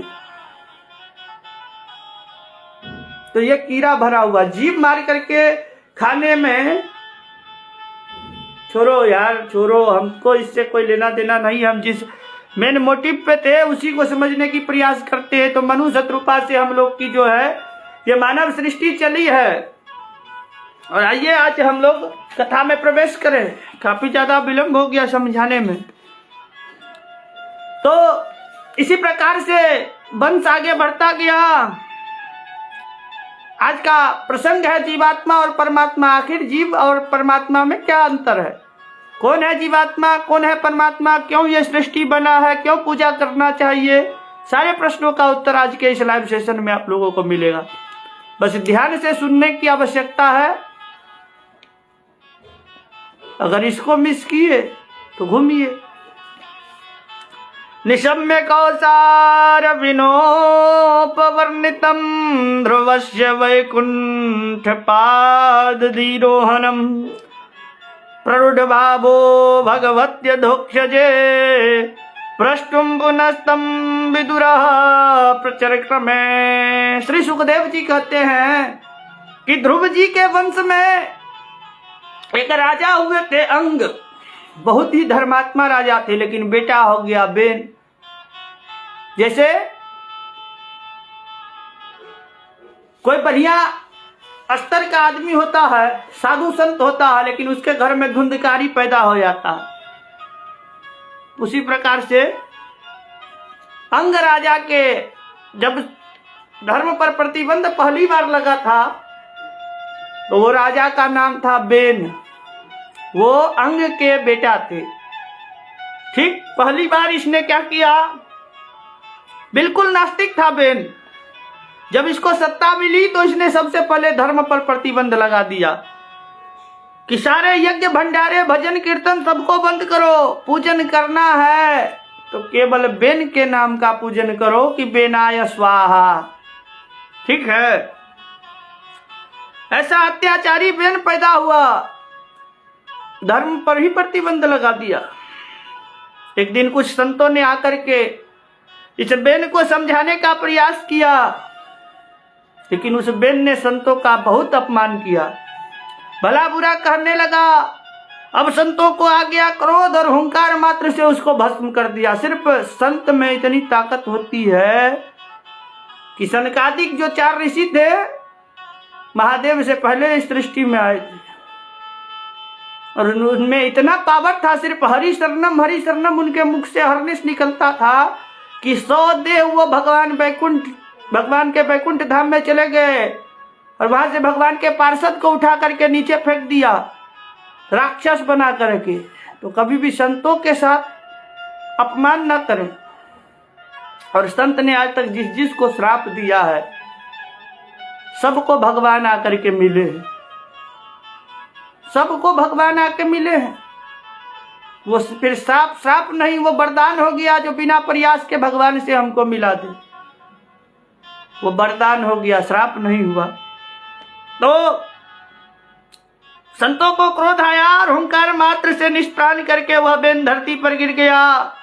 फिर उन्हीं संतों ने बेन के शरीर का मंथन किया और उसकी जंघा से निषाद पैदा हुए। फिर मंथन किए तो भगवान पृथु प्रकट हो गए और पृथ्वी का दोहन करके भगवान पृथु ने समस्त प्रजा को, पृथ्वी के सारे तत्व को पैदा करके सुखी किया। इसलिए उसी भगवान पृथु के नाम से ये पृथ्वी जो है अभी ये प्रसिद्ध हुई और पृथ्वी इसका नाम पड़ा। नगर गांव की व्यवस्था भगवान पृथु ने ही बनाई सबसे पहले। इस प्रकार धर्म की ध्वजा लहराते हुए महाराज पृथु परम पद को प्राप्त हुए। इन्हीं राजा पृथु के वंश में एक राजा प्राचीन बरही हुए। ये राजा बहुत बड़े धर्म प्रेमी थे, लेकिन एक कमी इनमें थी, ये यज्ञों में पशुओं की बलि दिया करते थे। अर्थात जहां जीव का हिंसा हो तो हिंसात्मक यज्ञ उसको कहते हैं। कहीं भी शास्त्रों में नहीं लिखा हुआ है कि बलि अत्यंत आवश्यक है, कहीं भी नहीं लिखा हुआ। कोई भी माता अपने पुत्र को कटवा करके प्रसन्न नहीं होगी। जब कलयुग की माता प्रसन्न नहीं होगी तो वो जगत जननी है, वो संपूर्ण जगत की जननी है, वो कभी प्रसन्न नहीं होगी। वो अपने जीव के लिए लोग गलत अर्थ निकाल करके शास्त्रों को बदनाम करने का प्रयास कर रहे हैं। शास्त्र में अगर कहीं हिंसा का बात दिया हुआ है तो इसलिए दिया हुआ है कि जो पशु हिंसक रूप अपना ले उसकी बलि होनी चाहिए। जैसे शेर बाघ जंगल से आकर के जीवों को मारने लगा तो उसकी बलि देनी चाहिए। जब हिंसात्मक हो जाए पशु तब ये नहीं कि चढ़ा दो उसको भगवान के पास ले जाकर के, खस्सी को जाओ पकड़ो शेर को कटवा उसको, है हिम्मत। क्या बिगाड़ता है बकरी? तुम उसको बना नहीं सकते हो तो तुमको मारने का अधिकार कौन दे दिया? इसीलिए तो यातना दे है, इसीलिए यातना दे है। यहां मनमौजी करो, कोई रोकने नहीं आया है। भगवान चाहेंगे एक क्षण में तुमको हिसाब कर देंगे, लेकिन नहीं, उन्होंने तुमको मनुष्य बना करके स्वतंत्र छोड़ा है। तुम कर्म करते चलो, सारा नोट डाउन होते जा रहा है। तुमको लगता है कि हमको कोई नहीं दिखता। ये वायु जो चलती है तुम्हारे शरीर से स्पर्श होती है दिन रात, ये पंच तत्व का शरीर है और आत्मा तुम्हारे अंदर परमात्मा बैठा हुआ। तुम किसको ठगोगे? यहीं बैठा हुआ, यहीं। तुम ढूंढ नहीं पाते हो, इसीलिए तुम्हारा ये हाल है। तो प्राचीन वर्ही धर्म प्रेमी थे, लेकिन यज्ञ में पशु की बलि चढ़ाते थे। पहली बार यज्ञ में पशु की बलि जो है प्राचीन वर्ही ने चढ़वाया था। एक दिन नारद जी ने इनको समझाया और कहा, राजन जरा ऊपर सर उठा करके देखो। राजा ने जब ऊपर देखा तो जितने जानवर मार चुका था यज्ञ में, वे सारे जानवर आकाश में नजर आए उसको, और सब के सब राजा की तरफ देख रहे हैं। राजा घबरा करके नारद जी से पूछते हैं कि ये क्यों मेरी तरफ ऐसे देख रहे हैं? नारद जी कहते हैं कि ये इसलिए तुम्हारी तरफ ऐसे देख रहे हैं कि तुम कब मरो और तुमसे बदला लिया जाए। अब यह सब तुम्हें मारेंगे। इतना सुनकर के ही राजा कांपने लगा। कहा, मैं थोड़ी इनको मारना चाहता था, वो तो पंडित जी बोले कि विधान है कि यज्ञ में पशु की बलि होनी चाहिए। देखिए, राजा है जिसके राज्य में बलि प्रदान हो रहा है, वो राजा नहीं हो सकता है। वो कभी देश का कल्याण नहीं कर सकता जिसके शासन काल में जीवों की हत्या होती हो। इतने सारे वनस्पति हैं, उसको खाकर के जब तुम स्वस्थ जीवित रह सकते हो, स्वस्थ रह सकते हो,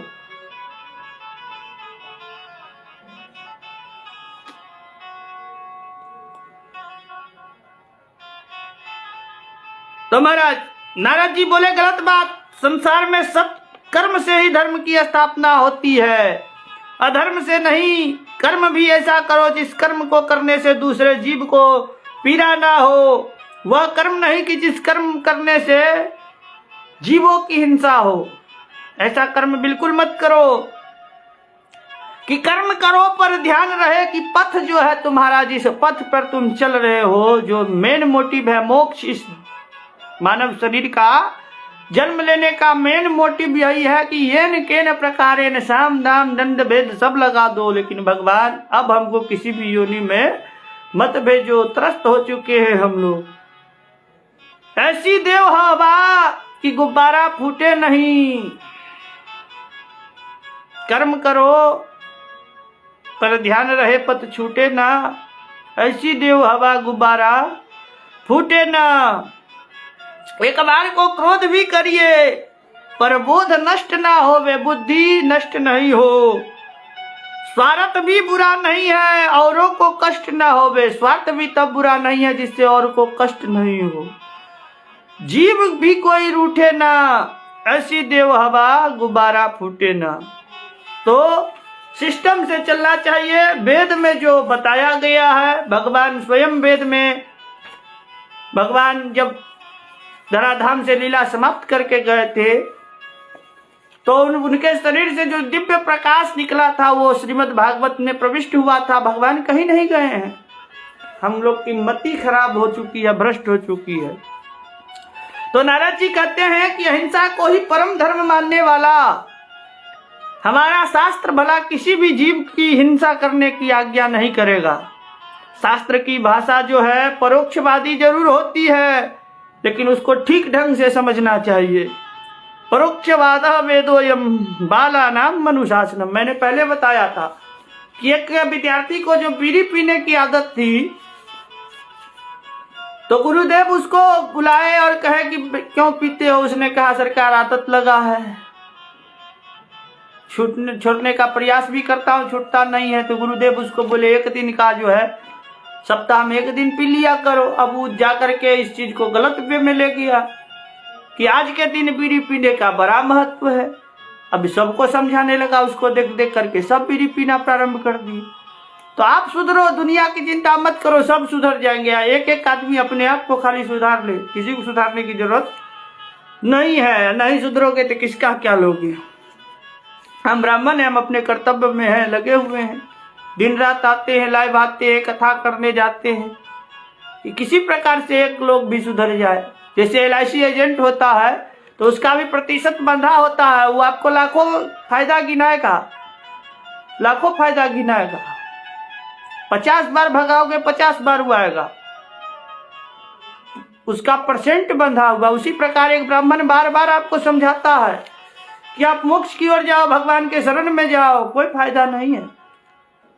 हाँ, परसेंटेज उसको जरूर मिलेगा कि हमारे कहने के बाद आप भगवान के शरण में गए तो आपको जो पुण्य मिलेगा उसका 2% हमको भी मिलेगा। तो हमने भी जो अगर पूर्व में पाप किए होंगे या अभी भी वर्तमान में भी कर रहे होंगे तो वो भी हमारा 1% प्लस पॉइंट में चला जाएगा। नहीं तो हम घर में बैठ करके भी भगवान को आत्मसात कर सकते हैं। फिर हम जो वेद को मानने वाले ब्राह्मण होते हैं, जो दूसरों के लिए जीता है, वही असली मनुष्य होता है। अपने लिए तो कुत्ता भी अपना पेट पाल लेता है।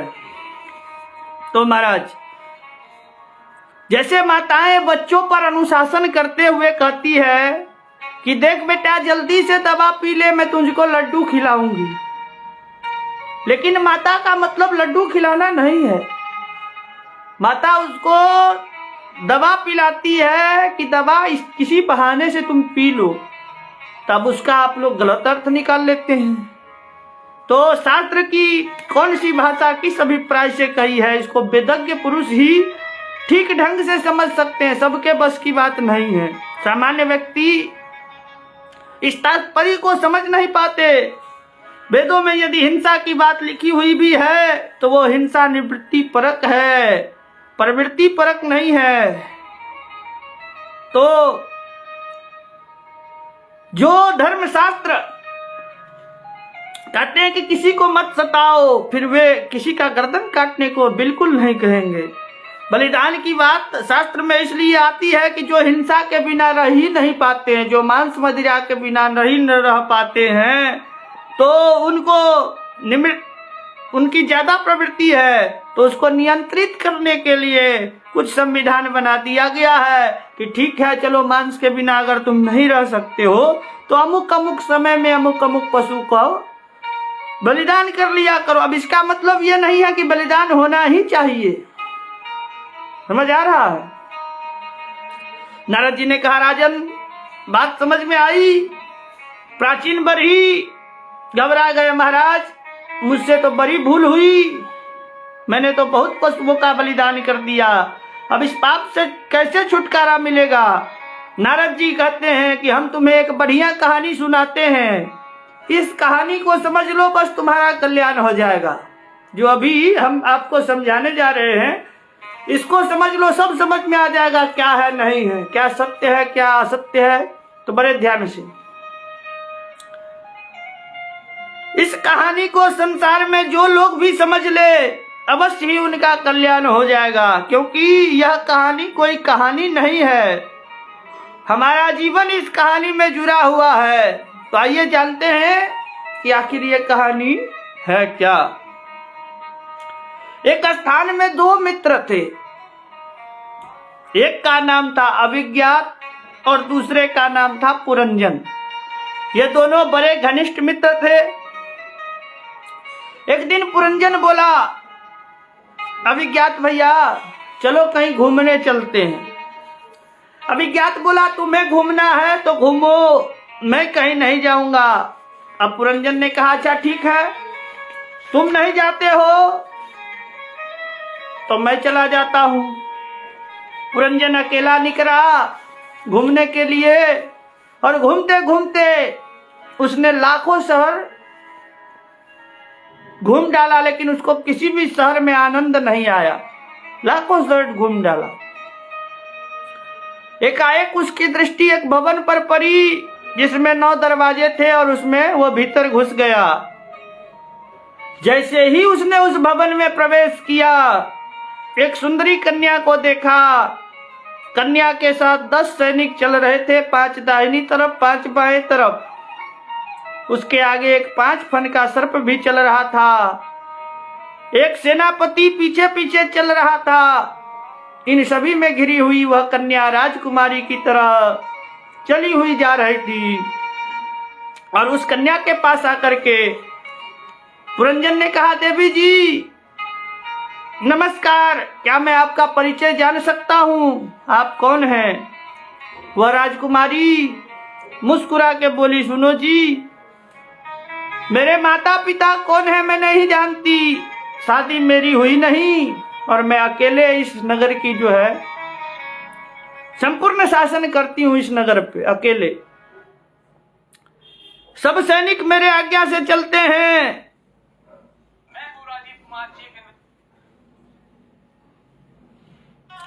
और यही मेरा परिचय है। पुरंजन प्रसन्न होकर के बोले कि देवी जी विवाह तो मेरा भी नहीं हुआ है।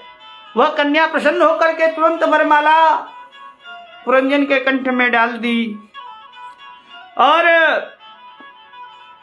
प्रेम से दोनों उस नगर में रहने लगे। पुरंजन भी उस नगर का राजा बन गया, क्योंकि पत्नी जो थी उसकी उस नगर की मालकिन थी, तो उससे शादी किया तो वो भी राजा बन गया ऑटोमेटिक।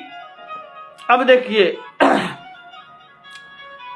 प्रेम में पुरंजन उस नगर का राजा बन गया और अपने उस जो पुराने मित्र था अभिज्ञात उसको वो भूल गया।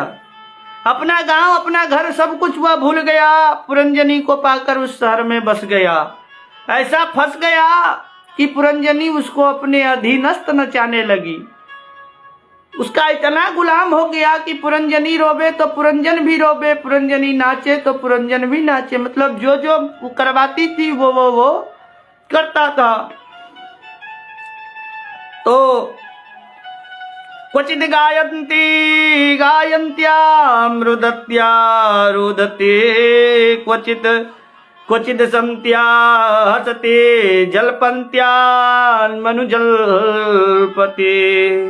इस प्रकार राजा पुरंजन अपनी सुंदरी रानी के द्वारा ऐसा ठगा गया कि सारा परिकर ही उसको धोखा देने लगे। वह मूर्ख विवश होकर के इच्छा नहीं होने पर भी पालतू कुत्ते की तरह उसका गुलाम बन करके उसका अनुसरण करने लगा। अब एक दिन की बात है, एक कन्या आई जो इतनी बदसूरत थी कि उसको देख करके कोई उससे विवाह करना नहीं चाहता था। तो जिसके पास जाती विवाह का प्रस्ताव रखती वही भागता हुआ नजर आता था। एक चंडवेग नाम के गंधर्व के पास जाकर के वो रोने लगी। उस गंधर्व ने कहा, देवी क्या कष्ट है तुम्हें? उस देवी ने कहा, महाराज संसार में कोई भी पुरुष हमसे विवाह करना नहीं चाहता है, हम क्या करें? उस गंधर्व राज ने कहा, देवी क्षमा करना, संसार में कोई तुमसे विवाह कर भी नहीं सकता है।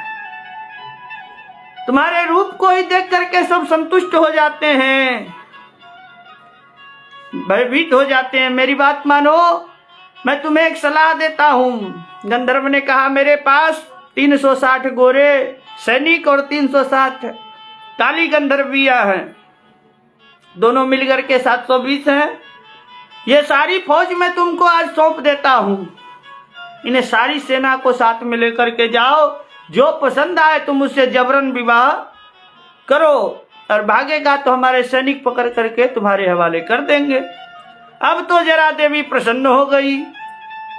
सारे काले गोरे सैनिक को लेकर के भ्रमण करते जा रही थी कि अचानक उसकी दृष्टि पुरंजन पर पड़ी। पुरंजन उसको पसंद आ गए। जैसे ही विवाह के लिए सोचा, पुरंजन फट से अपने दरवाजे में घुस गया। अब उस जरा देवी ने उसके नगर पर ही आक्रमण बोल दिया। सैनिकों से कहा, मैं कुछ नहीं जानती, पुरंजन को मुझको ला करके दो। सैनिकों ने आक्रमण बोला। पुरंजन के पास मात्र 11 सैनिक थे और इसके पास 720 सैनिक थे। अब तो जबरदस्त आक्रमण शुरू हो गया। पुरंजन नगर के सारे सैनिक मरते गए एक के बाद एक, और पुरंजन को पता भी नहीं चला कि कब हमारे महल में आक्रमण हो गया। वो महल के भीतर जाकर के और आराम से अपने बेड पे जाकर के सो गया। उसे पता कब चला, जब जरा देवी सारी सेना के साथ उसके घर में घुस गई और महलों में घुस गई और पकड़ करके बंदी बना करके उसको घसीटने लगी। अब पुरंजन चिल्लाया, सैनिकों को चिल्लाया। सैनिक सारे मारे जा चुके थे, कोई उसको बचाने वाला नहीं था। अब जरा खींच करके उसको लेकर के जाने लगी। पुरंजन रोने लगा कि हाय, मैं बर्बाद हो गया, मैं लुट गया, अब मेरे बिना मेरी पत्नी का क्या होगा। हाय, आर्त स्वर से छाती पीट के रोने लगा और रोते रोते उसका प्राण निकल गया। शास्त्र का एक नियम है कि मृत्यु के समय आप जिसको याद करोगे पुनः वही शरीर तुमको प्राप्त हो जाएगा। पुरंजन मृत्यु के समय एक स्त्री को याद किया था, इसी कारण अगला जन्म में वह स्त्री बना और एक मलयध्वज नाम के राजा से उसका विवाह हो गया।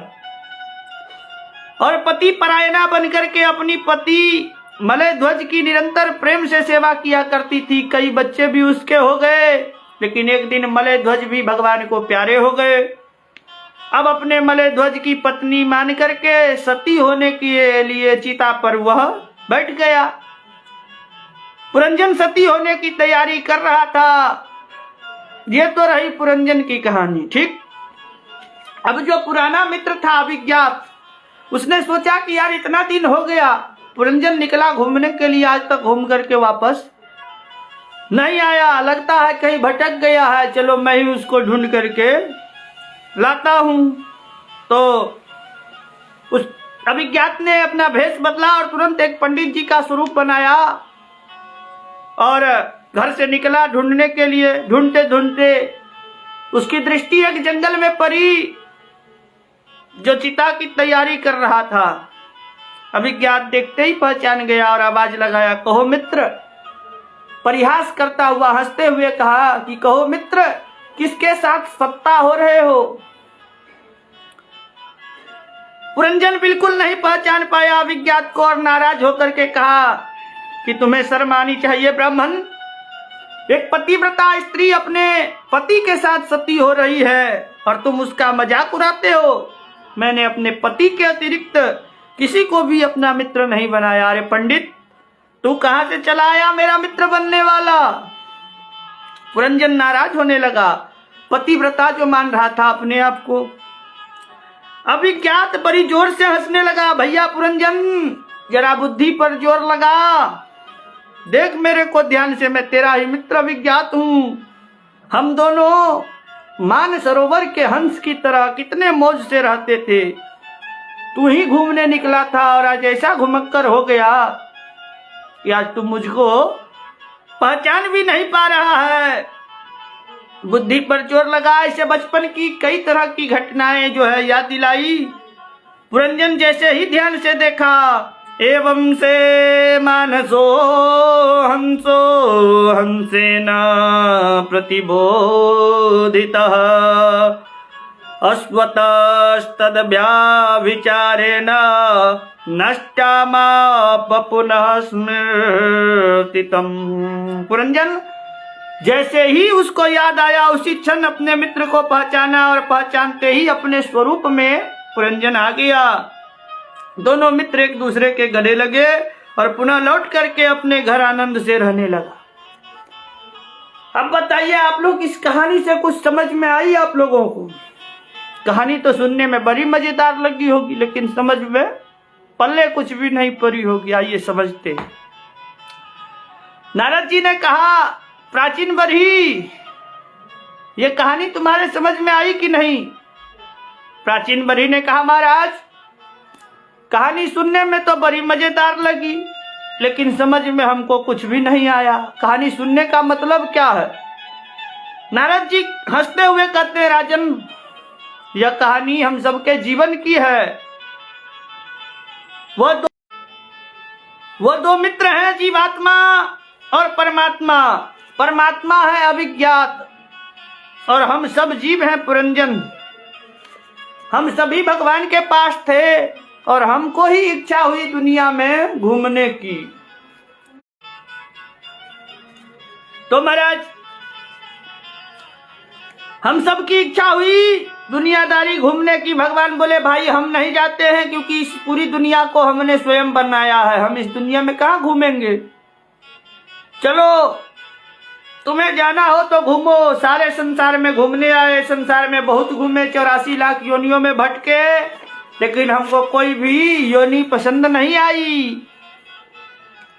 सभी में हम लोग जा चुके हैं। कुत्ते, बिल्ली, बंदर, हाथी, चींटी, ना जाने क्या क्या हम लोग बन चुके हैं, लेकिन कोई शहर इनमें से हमको पसंद नहीं आया। 9 दरवाजे की नगरी बहुत पसंद आई। मानव शरीर में कितने छिद्र होते हैं? 9। तो ये मानव शरीर हो गया 9 दरवाजे का मकान। ये हम लोगों को बड़ा पसंद आ गया। अब इस मानवपुरी को हम पसंद किए। मानव शरीर सर्वोत्कृष्ट है। इस नगर में आते ही हमको एक सुंदरी कन्या मिली, जिससे हम लोग शादी रचा लिए। किससे? मति से। हमारी मति ही बन गई हमारी श्रीमती। अब मति के आदेश पर हम लोग चलते हैं, यानी पुरंजनी रोबे तो पुरंजन भी रोबे। मतलब मति जो कहती है वही हम लोग करते हैं। चलिए, इसी का पूरा शासन चलता है। 10 सैनिक और 1 सेनापति। वह कौन है? 5 जो बाएं दाएं थे, वो 5 ज्ञानेंद्रिय थे और 5 कर्मेंद्रिय थे। ये हो गए 10 सैनिक। उसका जो सेनापति था उसका नाम था मन। हमारा मन जो है वो इंद्रियों का मालिक है। जैसे युद्ध में सेनापति के द्वारा सब काम करते हैं, उसी प्रकार मन के द्वारा, जैसे भूख लगता है हमको तो माइंड इंडिकेट करता है और उस प्रकार से हमारा बॉडी कार्य करता है, फिर अन्न को उठा करके हमारे मुख में डालता है। भूख लगी है पेट को, सोच रहा है मन, उठा के दे रहा है हाथ।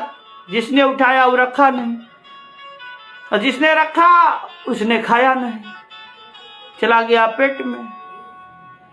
तो इसी प्रकार यह सेनापति है मन, और इसी के मार्गदर्शन से सारी इंद्रियां काम करती हैं। हमारे कान भले कथा सुन रहे हैं, लेकिन दुकान चला जाए, माने मन चला जाए दुकान का हिसाब करने के लिए। मन भटक रहा कहीं मोबाइल में रील देखने में, तो फिर ये जो सारी कहानी आप सुने हैं, सुनते हुए भी आप कुछ नहीं सुन पाए, कोई फायदा नहीं हुआ इस सुनने का। तो सेनापति के बिना जो है सैनिक काम नहीं करता है, इसीलिए मन के बिना इंद्रियां व्यवस्थित काम नहीं करती हैं। एक 5 फन का सर्प भी था। ये क्या है? वह है पंच प्राण। प्राण, अपान, समान, उदान और बयान। ये 5 प्राण हम सबके भीतर है। अगर आप सोए हो या जागे हो, सांस रूपी जो सर्प है वो कंटिन्यू चलते रहता है। आप सोए रहेंगे तो भी आप सांस लेंगे, आप जगे रहेंगे तो भी सांस लेंगे। तो ये श्वास रूपी सर्प सावधान है। अब बुद्धि से विवाह करके ऐसी हालत हो गई कि पुरंजनी रोए तो पुरंजन रोए। इसका मतलब यही हुआ कि हमारी जो मति है वह बन गई श्रीमती, और बुद्धि के इशारे पर हम सब लोग नाच रहे हैं। हाँ, अब यह जरा देवी कौन थी जिससे पुरंजन मतलब कोई विवाह करना नहीं चाहती? ये जरा देवी का नाम है बुढ़ापा, और बुढ़ापा से कोई विवाह करना नहीं चाहता है। किसी को भी पूछ लीजिए, विवाह का तारीख याद होगा, बच्चा का जन्म का तारीख याद होगा, हर एक चीज याद होगा, लेकिन किस तारीख को बूढ़े हुए थे ये तारीख किसी को याद नहीं होता। पूछ लीजिएगा किसी को, प्रॉपर डेट लिख करके रखा हो कि हम इस तारीख को बूढ़े हुए, वो किसी को पता। जैसे पुरंजन को नहीं पता चला कब हमला हो गया, तो वही है, इस शरीर को पता ही नहीं चलता कि कब बुढ़ापा का हमला हमारे शरीर पर हो गया। तो महाराज, बुढ़ापा है, जिस कोई इस संसार में ऐसा नहीं है जो बूढ़ा होना स्वीकार करे। चंडवेग कौन है? उसने कहा संवत्सरो चंडवेग, संवत्सर जो काल चक्र है वही चंडवेग है। दिन और रात रूपी गोरे काले सैनिक है इसके पास। दिन और रात है ना जी, दिन उजाला में ही रहता है, रात काला काला रहता है। तो 360 सैनिक दिन का हो गया, 360 रात का हो गया, तो 720 सैनिक। और दिन और रात रूपी काल जो है कब हमारे ऊपर अटैक कर देता है हमको पता नहीं चलता है। और बुढ़ापे में क्या होता है, कब इसका आक्रमण हुआ हमको कुछ पता नहीं चलता। एक एक करके हमारे सारे सैनिक मर जाते हैं। जैसे बुढ़ापे में क्या होता, आंख से दिखना बंद, समझो एगो सैनिक मेरा मारा गया, कान से सुनना बंद, दूसरा सैनिक मारा गया, पैर से चलना बंद, तीसरा सैनिक मारा गया। इसी प्रकार से हम लोग सारे सैनिक एक एक करके मरते हैं और फिर ये जो शरीर है ये भी छूट जाता है। तो महाराज कहने का तात्पर्य यह है कि शरीर पर जब बुढ़ापे का आक्रमण हो जाएगा तो सारी इंद्रियां शिथिल हो जाएंगी, मुंह आपका पिचक जाएगा, फिर भी डंडा लिए जो है आप पंचायत में नजर जरूर आएंगे। देखिएगा बूढ़े बूढ़े बाबा का गाल पिचक गया है, लेकिन लाठी लेके पंचायती करने पहुंच जाएंगे गांव में। भैया कम से कम अंत भला तो सब भला, अंतिमों में राम नाम कर न लो, नहीं ना होगा। कारण यही है कि जो खाओगे ढकार उसी का आएगा। जीवन भर पंचायती करने का अभ्यास किया है तो अंतिम समय में भगवान का नाम नहीं आएगा, कदापि नहीं आएगा, मति भ्रष्ट हो जाएगी। आ रहा है समझ में? जो खाओगे ढकार उसी का आएगा। जो भरा पड़ा है तुम्हारे अंदर अंतिम समय में तुमको वही निकलेगा।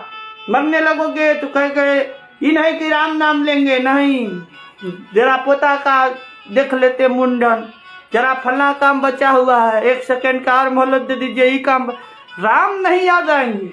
क्योंकि कभी जीवते जी राम को पुकारे नहीं तो मरते समय कहाँ जाएंगे? फिर बड़ो 84 लाख योनि में उस अंधा व्यक्ति के तरह भटकते रहो, दीवार पकड़ के चलो, 84 लाख योनि में भटको। जैसे ही मोक्ष का दरवाजा आएगा कि खुजली मचेगा, बस माथा खुजलाते हुए आगे बढ़ो, फिर तुम्हारा वो दरवाजा छूट जाएगा।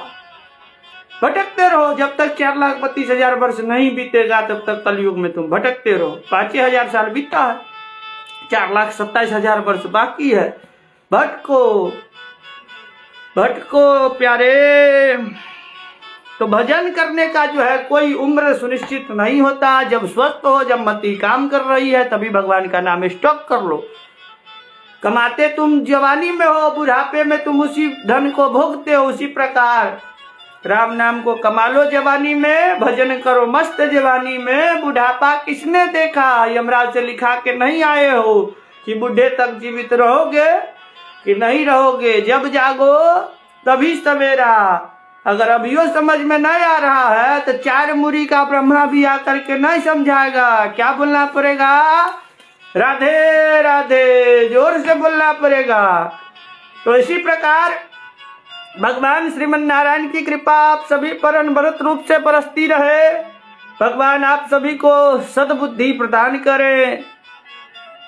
इन्हीं कामनाओं के साथ हम आज की कथा को विराम देंगे, कारण हम भी मनुष्य हैं और जितना समय हम आपके पास खर्च कर रहे हैं तो उतना में राम नाम हमको भी जपना है। तो समय का सदुपयोग करें। भगवान ने चाहा स्वस्थ रहे, मस्त रहे तो फिर मिलेंगे किसी और लाइव में। तब तक के लिए दीजिए इस दास को इजाजत। जय श्रीमन नारायण, राधे राधे, जय श्री कृष्ण।